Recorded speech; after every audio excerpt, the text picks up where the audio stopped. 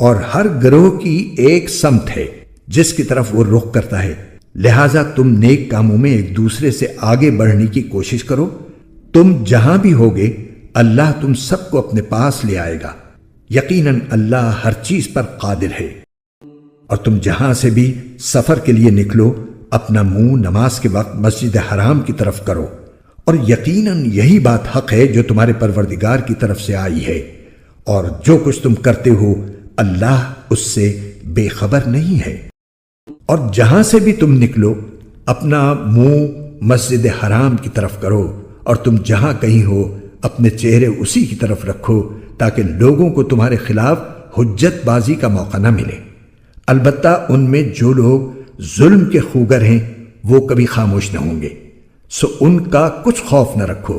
ہاں میرا خوف رکھو، اور تاکہ میں تم پر اپنا انعام مکمل کر دوں اور تاکہ تم ہدایت حاصل کر لو۔ یہ انعام ایسا ہی ہے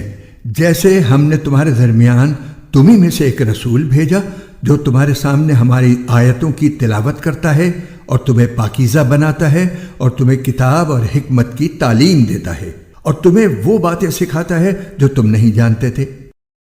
لہٰذا مجھے یاد کرو، میں تمہیں یاد رکھوں گا، اور میرا شکر ادا کرو اور میری ناشکری نہ کرو۔